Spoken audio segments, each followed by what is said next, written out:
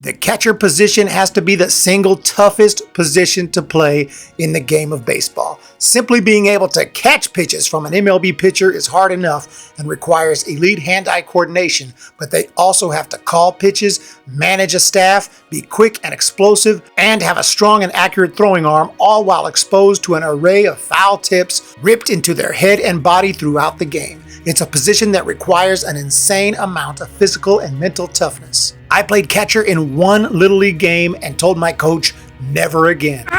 That's it. I'm done. Done!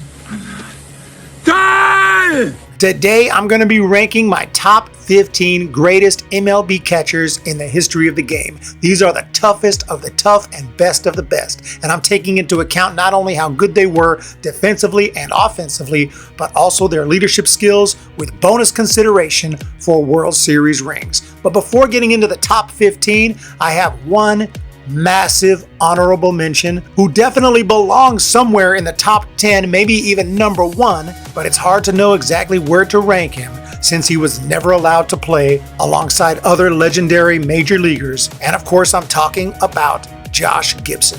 By some accounts, this spectacular player crushed close to 800 career home runs, but he was never allowed to play in the major leagues due to the color of his skin and the detestable gentleman's agreement. For this reason, his full statistics are unknown since the Negro Leagues did not always compile complete stats or box scores. MLB incorporated the Negro League stats that we do have, and they are now considered MLB stats. And after a few years of research, Josh Gibson officially became the all-time MLB leader with a .373 career batting average, .718 slugging percentage, and an insane 1,176 OPS. It was a controversial decision to allow Gibson to be the new official leader in these important percentile stats because only 2,168 career at-bats were considered, and it does not right the horrific wrongs of the past committed by MLB and MLB owners. And we really don't know what his stats would have looked like if he had been allowed to play in the proper big leagues at the time. But it's pretty clear Josh Gibson would have been one of the greatest.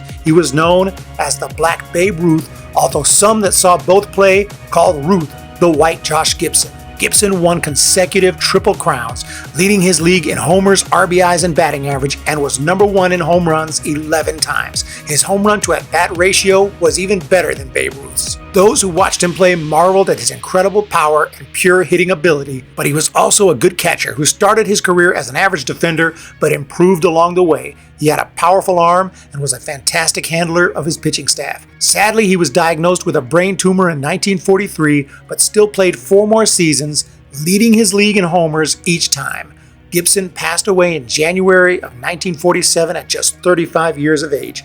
But Josh Gibson was one of the greatest catchers to ever play the game, and if he had been allowed to play Major League Baseball, he very well could have been confirmed to be the greatest catcher of all time. If I was forced to rank him, I'd probably put him number 2 or 3, but I feel even that is an injustice because he probably would have been number 1. So that's why I'm hesitant to give him any ranking. I'll just say Josh Gibson was one of the greatest of all time. Now let's get into my top 15. Starting at number 15, Ted Simmons. A player who wasn't considered an all-time great when he retired, but still compiled impressive enough numbers to get into the Hall of Fame anyway, was St. Louis Cardinals legend Ted Simmons. He played an incredible 21 years in the league, also playing for the Brewers and Braves, and hit .285 with 248 home runs. He was selected to 8 All-Star teams and was a highly productive and consistent switch-hitting catcher who knew how to get on base, walking more than he struck out throughout his career. He wasn't considered a great defender, but he got the job done and did something that no catcher does today, and caught nearly every game. He led the league in multiple seasons in games caught, including 153 games in 1973 and 154 in 1975. These days, catchers rarely play the position in more than 120 games. My legs hurt. Number 14, Gabby Hartnett. An all-around elite talent who played for 20 years was Chicago Cub legend Gabby Hartnett. Although he never led the league in a particular offensive category, he was a model of consistency, catching over 100 games per season and consistently hitting close to, if not over, 300. He finished his career with a .297 average, and that came with 236 career homers. He hit over 20 bombs 3 times and maxed out with 37 in 1930. He made the first 6 All-Star teams from 1933 to 1938 and would have made many more had they existed sooner. In his best season, 1935, he hit .344 and took home an MVP award. Hartnett was also excellent defensively and worked extremely well with his staff. His leadership skills led him to the position of player manager during his last 3 seasons with the Cubs, and in his final season with the New York Giants as a player coach, he hit .300 before retiring. He was elected to the Hall of Fame in 1955. Unfortunately, none of his teams ever won a World Series championship. Number 13, Thurman Munson. If it weren't for his untimely and tragic death in a plane accident, Thurman Munson would have easily been a top 10 all-time catcher and would have also been a shoo-in Hall of Famer. In fact, he should be in the Hall of Fame anyway, despite playing just 11 years, as Munson made 7 All-Star teams, won a Rookie of the Year award, an MVP, 3 Gold Gloves, and 2 World Series championships. It would not be a sympathy vote to check Munson's name on the Hall of Fame ballot, but somehow he got completely snubbed, never even getting 10% before falling off the ballot in 1995. Munson had just 1,558 hits in his career, but he hit .357 in the postseason and .373 in the World Series, while being one of the best players in the game for a decade. He was considered the heart and soul of the Yankee teams he played for, and was not only an elite hitter and defender, but also had excellent leadership qualities and was absolutely clutch throughout his career, rising to the occasion during the game's biggest moments. It's an absolute travesty Thurman Munson is not in the Hall of Fame. What a sick joke! Number 12, Bill Dickey. One of the best and most forgotten superstar catchers in MLB history has to be mentioned in this video, and it's Bill Dickey. He played for the New York Yankees and hit .313 with over 200 home runs during his 17-year Hall of Fame career. Dickey rarely struck out, retiring with a strikeout rate of 1 strikeout per 28.1 at-bats, a better rate than even Tony Gwynn.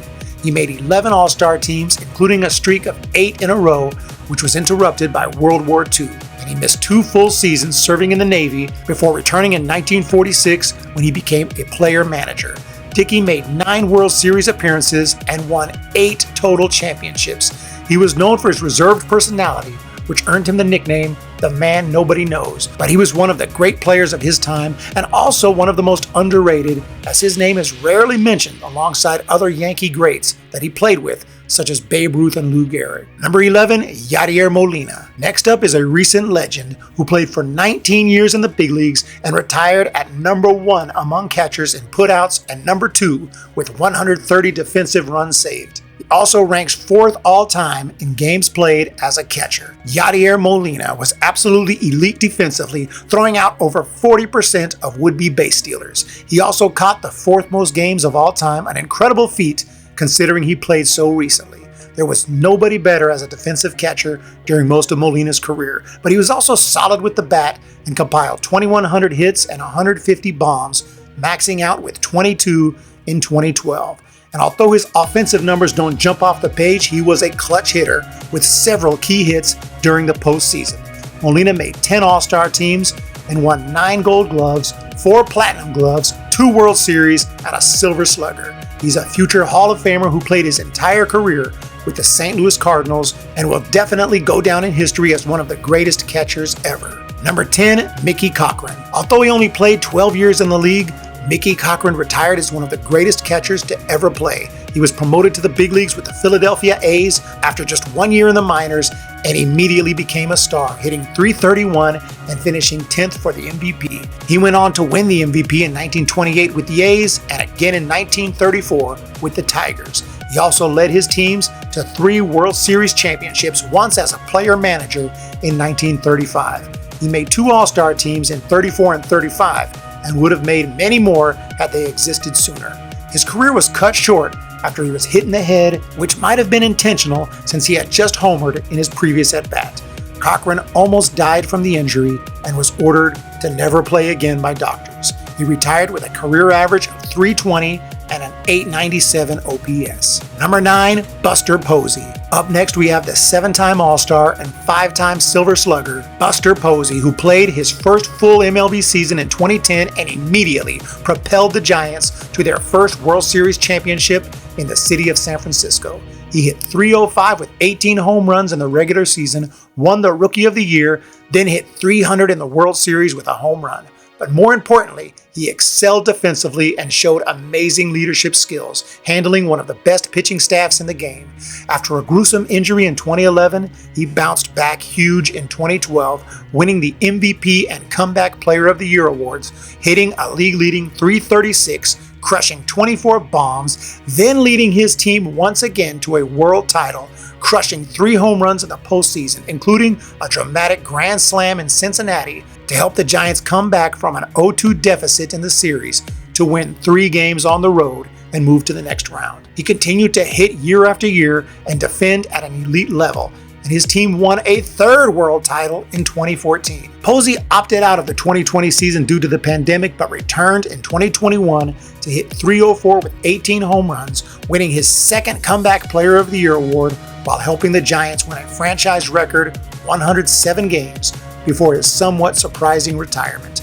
Since he only played 12 seasons, his career totals aren't the most impressive, but Buster Posey's amazing leadership abilities and skills on the field led the Giants to their only dynasty in the San Francisco era, and since he retired, they have not made the playoffs again.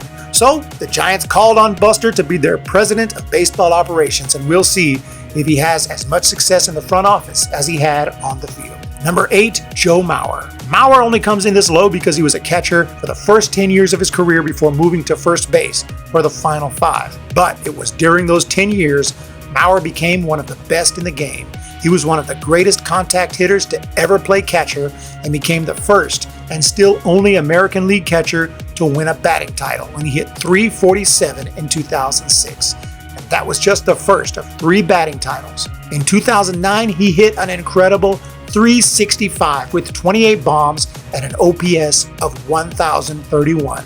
Good enough for an American League MVP. In addition to his elite bat, he was an incredible defender and led the league twice in caught stealing percentage. He finished his career with a .995 fielding percentage and took home 3 Gold Gloves. Unfortunately, in 2014, he gave up catching due to previous injuries and concussions, but continued to put up solid numbers as a hitter for 5 more seasons before retiring in 2018. But before his retirement, he made 1 brief appearance as a catcher for the home crowd in Minnesota. For his career, Joe Mauer hit .306 with 6 All-Star appearances and 5 Silver Sluggers. Unfortunately, his Twins teams never made it past the ALDS, so he did not win a ring, but for his outstanding career, Mauer was elected into the Hall of Fame on his first ballot in 2024. Number 7, Gary Carter. The kid, Gary Carter, was never really a mega superstar, but he played his heart out every game with incredible skill and was a catcher the entire time, playing the position in 94% of his games, even in his final year in 1992. He helped his team win games like few others, accumulating a 70.2 career WAR, the 2nd highest of any catcher in MLB history and higher than many all-time greats, including Eddie Murray, Tony Gwynn, and Willie McCovey. He did it with elite defense, ranking 3rd all-time in defensive WAR among catchers, and a consistent, powerful, and clutch bat. Defensively, he was one of the best in baseball history, with an ability to frame pitches, control the running game, and make spectacular catches. But with the bat, he was no slouch. For an 11-year period, from 1977 to 1987, he averaged 24 home runs per season while driving in at least 100 runs 4 times. He led the league in RBIs in 1984 with 106, and in 1986, he was a key member of the New York Mets and picked up one of the 2-out hits in the 9th inning as part of the incredible comeback in Game 6 of the World Series, leading to the critical Bill Buckner error. Carter can be seen in the celebration already wearing his catcher's gear. Carter also played for the Giants and Dodgers before returning to Montreal for his final season.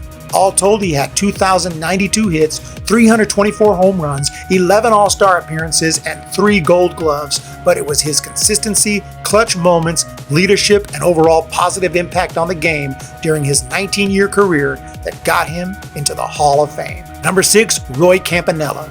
Up next is another legendary catcher who began his career in professional baseball before the color barrier was broken, and for that reason, as a mixed-race individual, he had to play in the Negro Leagues and the Mexican Leagues. He was just 15 when he started his pro career and was an absolute phenom, showing a high level of skill with the bat and the glove mostly for the Baltimore Elite Giants. In 1944, he led the league with a .388 batting average and caught the attention of the Brooklyn Dodgers, who had already signed Jackie Robinson. Although it was Robinson who broke the color barrier in 1947, Campanella made his big league debut the following year and quickly became the Dodgers' starting catcher. In 1949, he made his first of 11 All-Star teams and hit .287 with 22 home runs. From there, he only got better and went on to win not one, not two, but 3 MVPs. One in 1953 when he drove in a league-leading 142 runs.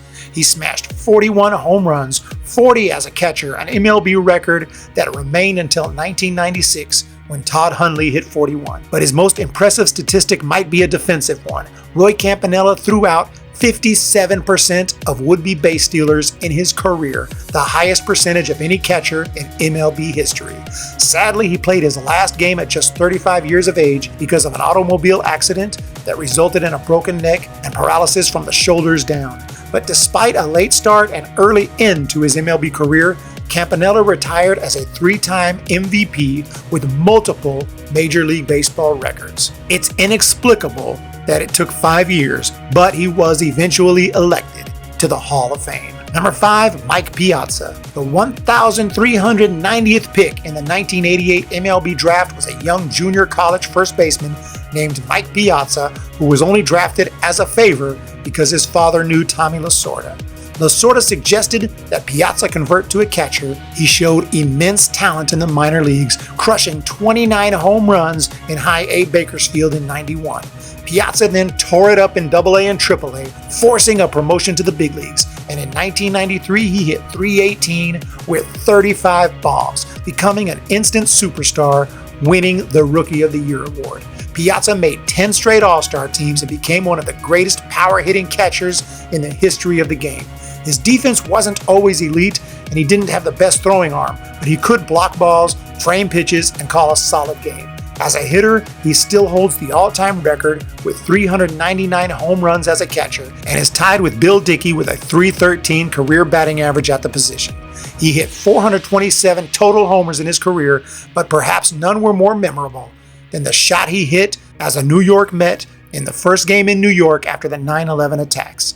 Piazza made 12 All-Star teams and won 10 Silver Sluggers during his career. On the downside, he never won a World Series ring, but he did lead his team to a World Series appearance in 2000 and hit .412 with 2 bombs in the NLCS and 2 more homers in the World Series. But his Mets fell short to the Yankees. Nevertheless, Mike Piazza was one of the best catchers to ever play. Number 4, Carlton Fisk. Up next is Carlton Pudge Fisk, who played in his first professional game as catcher while Lyndon B. Johnson was president, and his last with Bill Clinton in office. His big league career stretched 24 years, and he played in 4 different decades. It's an MLB record for a catcher that may never be broken. During his first full season, it became clear that Fisk was a special talent when he hit .293 and led the league with 9 triples, winning the Rookie of the Year and a Gold Glove award. But it was only the beginning. He continued to make the All-Star team nearly every year, and in 1975 he hit .417 in the ALCS, helping his Red Sox sweep the A's and go to the World Series. In Game 6 of the Fall Classic against the Reds, he connected in the bottom of the 12th inning at Fenway, hitting one of the most iconic walk-off home runs in MLB history. Unfortunately, his team lost the next game and Fisk never did win a World Series, but he retired with several records as a catcher, including the most home runs, which was eventually broken by Piazza. He is still second with 366 bombs as a catcher and third all-time in RBIs with 1,288. Carlton Fisk was one of the toughest MLB players of all time, playing for the Red Sox and White Sox, and it's incredible how he was able to perform at a high level as a catcher for so many years, not retiring until the age of 45, still in the squat until the end. Number 3, Ivan Rodriguez. Next up, we have another Pudge, Ivan Pudge Rodriguez, who broke several career MLB records for catchers, including games played, runs scored, hits, doubles, and even stolen bases. He played almost exclusively behind the dish, appearing at other defensive positions in only 9 games. Starting in 1991 with the Texas Rangers, Rodriguez was an instant superstar and made 10 straight All-Star games. He also won 10 straight Gold Gloves, becoming one of the best defensive catchers in MLB history. He led the league in caught stealing percentage 9 times and threw out more than 50% of would-be base stealers 8 times. In total, he won 13 Gold Gloves, more than any other catcher. Offensively, he was almost just as good, hitting at least 310 separate seasons with power. He ended up with 2,844 hits, a 296 career average, a 798 OPS, and 311 home runs. In 2003, he was a force in the playoffs for the Florida Marlins, hitting .353 in the NLDS and making an outstanding defensive play to finish off the series. A depressing memory for Giants fans like myself. He went on to win the NLCS MVP against the Cubs and then helped his team win a World Series title. He was one of the most durable catchers ever and holds many records that may never be broken. It took him longer than expected to get in the Hall of Fame though, likely due to some steroid suspicions that mainly stemmed from his time on the Rangers when he played alongside Jose Canseco, Juan Gonzalez, and Rafael Palmeiro. Canseco even named Ivan Rodriguez in his book as a steroid user. Nevertheless, Rodriguez was eventually elected in 2017 with 76% of the vote. Number 2, Yogi Berra. Coming in at number 2 is the Yankee legend, Yogi Berra, who was mentored by another player on today's list, Bill Dickey. Berra's early professional career had a huge interruption, and he served in World War II in the U.S. Navy before resuming his minor league career with the Newark Yankees in 1946. He was impressive enough to earn a promotion to the big leagues and hit .364 during a brief call-up. By 1948, he was the Yankees' everyday catcher and held on to the position for another 15 years. He made the All-Star team every season for those 15 years, hitting for power and average while playing elite defense. Berra became the backbone of a New York Yankees dynasty that appeared in the World Series in an astonishing 15 out of 18 seasons. He holds the record for the most World Series wins as a catcher with 10 championships, but he was also one of the best players in general and won 3 total MVPs, one in 1951, then back-to-back MVPs in 1954 and 1955, beating out greats like Ted Williams and his teammate Mickey Mantle. He crushed at least 20 home runs for 10 straight years and had multiple 100-plus RBI seasons. He almost never struck out and may have been the most important player on these Yankee teams full of mega superstars. As a catcher, he always got the best out of his pitchers